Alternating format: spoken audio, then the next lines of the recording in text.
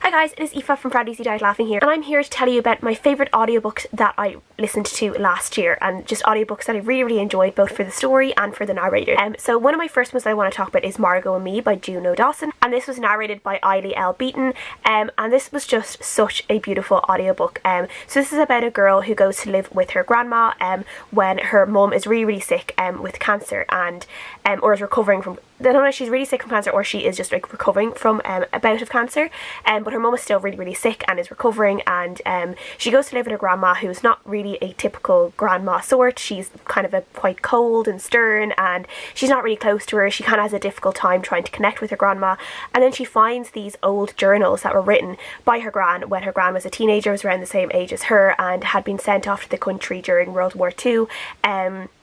You know, sent away from London to be safe, and she finds just like so much more about her gran, and she ends up kind of connecting more with her teenage gran than her gran now, and just kind of ends up discovering these kind of old family secrets as well through this, and while at the same time she's just having, you know, a difficult time in her own real life, and we are seeing her struggle with that. But this book, the way it was narrated by Eilidh, was just so good. Like, I really felt like I was listening to a teenage girl, and just, it was just really authentic, and it was just a really pleasant read. And there was a scene in this that was just so, it was just so beautifully written by Juno Dawson, but it was so beautifully narrated as well, that I was out walking, I think, to the train after work when I was listening to it, and it was just so beautiful that I could feel, I was genuinely just had tears streaming down my face while I was listening to this certain chapter, and while I was imagining what was happening.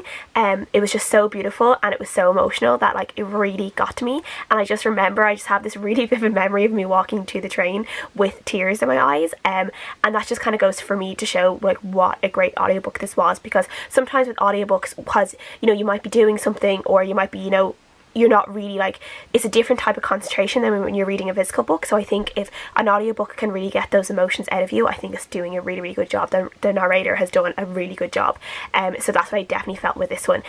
So the narration for this one, I would give a 5 out of 5 stars. I can't remember what I gave Margo Me. I think it might have been a 4 or a 4.5 out of 5 stars, but the narration itself would have been a 5 out of 5 stars for me. The next two books I want to talk about are from the same trilogy, but they have had different narrators. It was The Invasion of the Tearling and The Fate of the Tearling, both by Erika Johansen, obviously. And when I was listening to them, I listened to The Invasion of the Tearling. It was narrated by Davina Porter, and then The Fate of the Tearling was narrated by Holly Lee. And they actually were both quite similar, like their tones of voices were quite similar, so it wasn't totally jarring to be going from two different ones. I found all the narrations of the Queen of the Tearling series really good, because I did originally read the Queen of the Tearling on my Kindle a few years ago, but then I think in 2017 I listened to it as a reread. I listened to it on audiobook, and I can't remember who the narrator was, but I'm pretty sure that was in my favourite audiobooks of 2017, so I'll find that and I will link it below if I do have it.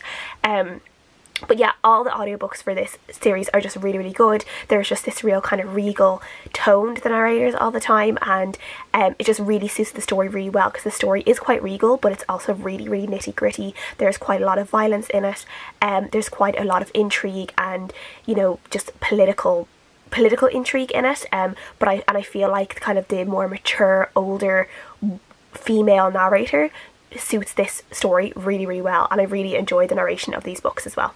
The next book I'm going to talk about that I listened to, I listened to it this year on audiobook, and I also reread it this year in a physical form, and I'd already read it in 2017 as well, but I just loved it so much that I read it twice this year as a physical copy. I reread it twice this year. I reread it on a physical copy, and I reread it through audiobook. So I've listened to it, or I read it 3 times altogether, and that is The Cruel Prince by Holly Black. So obviously everyone knows what The Cruel Prince is about at this stage. It is a booktube favourite, but I listened to this on audiobook, narrated by Katy, and she did a really good job. I think, like, you would have to be a really bad narrator to make this story bad, I think, because this story is just so good.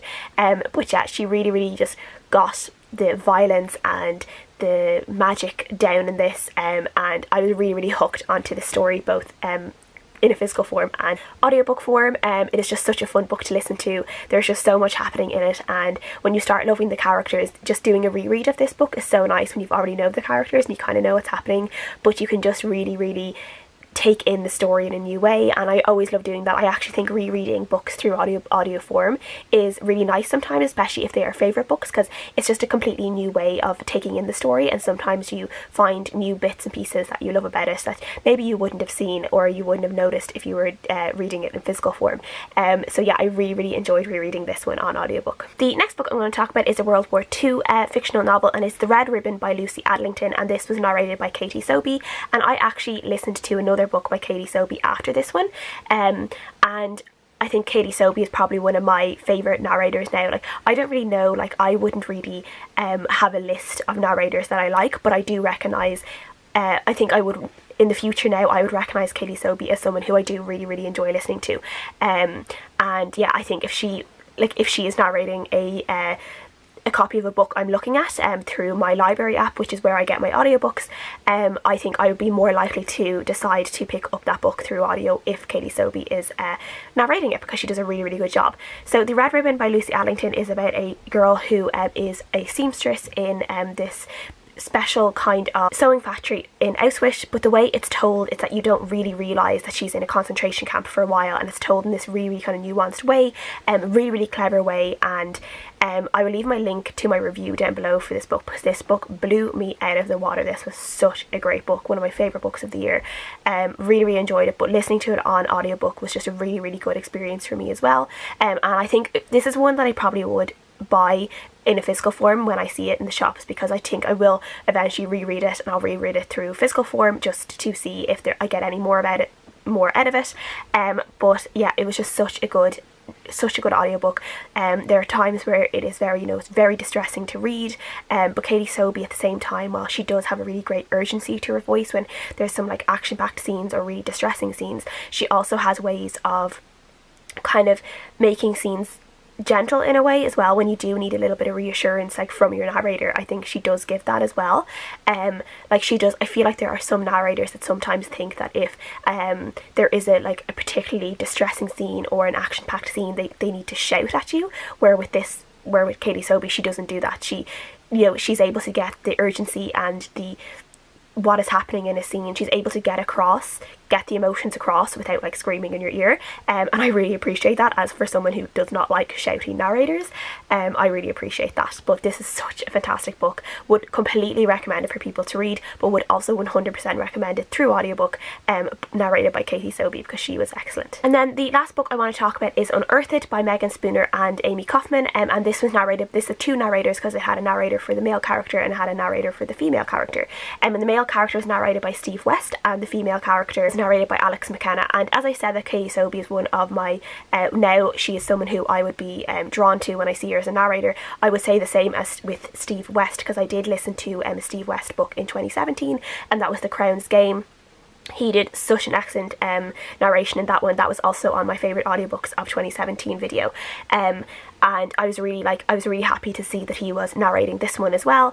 And yeah, I think he does just a really good. I think he would have been better than Alex McKenna. He would really have made this audiobook for me in the audiobook narration, because I think he does both male and female voices really well. Alex McKenna was a little bit too American for me, like with her voice. Like there's just a twang of this real American twang off her voice that I don't always find pleasant, just because obviously I'm not American, so I think it's just stronger in my ears sometimes, where Steve West, he just does accents so well, and yeah, I just really love listening to any narration that he does. And again, if I see him narrating a book, I will most likely pick it up, because I just really enjoy him narrating things.